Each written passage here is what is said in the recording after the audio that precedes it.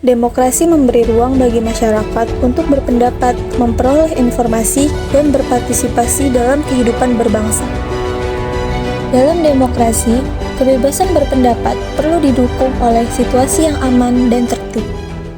Saya AKP Alfian Riko Siwi, Komandan Kompi Batalion Siap Pelopor ya. Memang akhir-akhir ini di Jakarta banyak mahasiswa yang melaksanakan unjuk rasa ya. Tapi mereka tahu tupoksinya mereka ya, anak-anak mahasiswa. Kami juga sebagai aparat hukum kepolisian, khususnya Brigade Mobil ya, kita di sana itu melaksanakan pelayanan. Nah, karena Brimob itu sifatnya itu ada lintas ganti.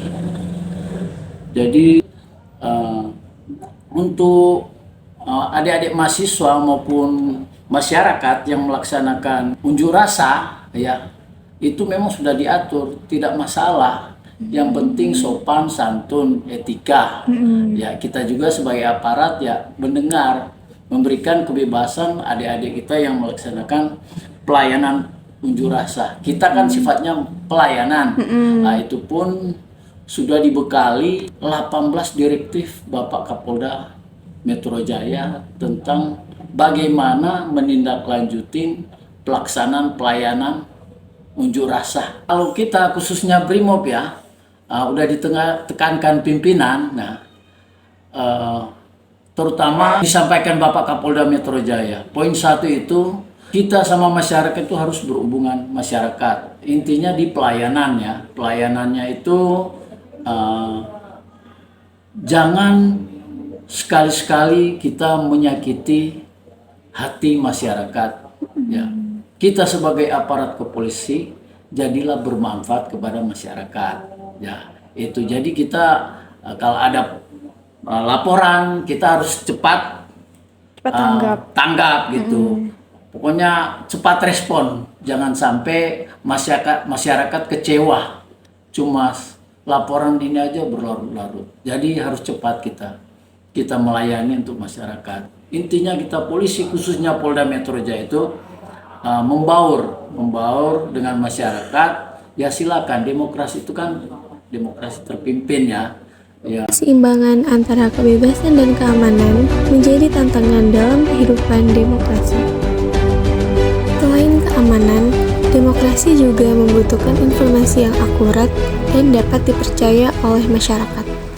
Kebebasan pers saat ini di Indonesia ada beberapa hal yang harus menjadi perhatian kita. Selain kondisi global yang membuat dunia media ini kan memang tidak baik-baik saja.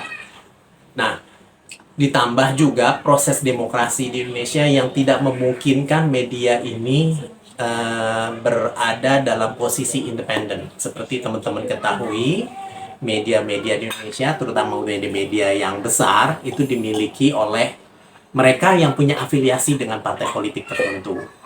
Nah, tentu saja ini memberikan efek bagi pemberitaan yang dihasilkan. Memang ada usaha dari mereka untuk tetap berada di jalur independen, terutama mereka yang mengasuh atau yang berada di keredaksian. Tetapi kan mereka, seperti yang saya bilang, bahwa kita tidak berada dalam kondisi yang idealis, tapi kita berada dalam kondisi yang realistis, akan oleh owner atau manajemen media tersebut. Itulah yang membuat proses kebebasan pers di Indonesia saat ini itu sedikit tercederai. Kode etik jurnalistik adalah pegangan bagi semua jurnalis yang ada di Indonesia. Dengan berpegang pada pedoman tersebut, diharapkan jurnalis bisa mengerjakan atau memproduksi berita yang independen, berita yang bisa dipertanggungjawabkan. Itu semua bisa dilakukan apabila si wartawan memahami apa yang dimaksud dengan kode etik. Dia harus melakukan check and recheck, dia harus melakukan side story, dia harus melakukan apa yang dinamakan menghargai narasumber, dia harus melakukan, ya banyak lagi deh apa yang kita pelajari tentang kode etik yang 11 itu harus mereka pahami dengan baik.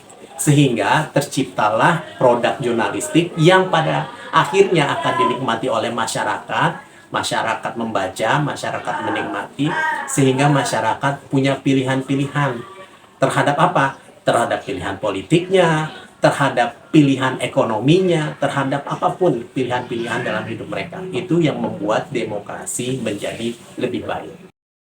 Di era digital, masyarakat dituntut lebih bijak dalam menerima dan menyebarkan suatu informasi. Nilai demokrasi juga dapat ditentukan dalam kehidupan bermasyarakat sehari-harinya. Untuk keputusan dalam masyarakat itu sangat penting. Karena apa? Karena itu apalagi yang bersifat istilahnya untuk kepentingan di lingkungan. Karena kenapa? Kita ambil keputusan sendiri, kita misalkan masih ada orang-orang tokoh-tokoh yang masyarakat yang masih berkepentingan di lingkungan kita sendiri, itu akan menjadi bumerang buat kita. Jadi alangkah baiknya memang kalau memang ada kegiatan ataupun apa, kita paling tidak bermusyawarah dengan orang-orang ya misalkan tokoh masyarakat atau mempini sepuh istilahnya yang sudah memang lebih dulu daripada kita, mereka tinggal di sini, agar kedepannya kita sendiri pun mendapat masukan dari beliau bagaimana langkah baiknya untuk istilahnya untuk kegiatan di lingkungan ini. Mungkin itu tantangan terbesar di lingkungan ya banyak ya, contohnya ya mungkin terkadang hal kecil pun kalau memang warga itu tidak suka dengan kita pasti membesar-besarkan. Tapi kita sebagai pengurus ya paling tidak harus legowo, istilahnya harus terima apapun masukan daripada masyarakat itu sendiri, kita harus terima. Nah, kalaupun memang nanti ada perbedaan yang istilahnya tidak wajar, ya kita harus istilahnya mengadakan rembuk juga dengan warga agar perbedaan itu istilahnya tidak ada miskomunikasi, jadi terbuka. Ya intinya di sini ya kita harus musyawarah juga untuk masalah ini kalaupun memang ada perselisihan atau perbedaan di lingkungan. Mungkin itu. Musyawarah dan partisipasi warga menjadi bagian penting dalam membangun lingkungan yang harmonis. Demokrasi yang sehat tidak hanya bergantung pada satu pihak. Keamanan yang terjaga, informasi yang bertanggung jawab, serta partisipasi aktif masyarakat menjadi elemen penting dalam memperkuat demokrasi Indonesia. Dengan saling menghargai, perbedaan dan menjaga persatuan, demokrasi dapat terus berkembang untuk masa depan yang lebih baik.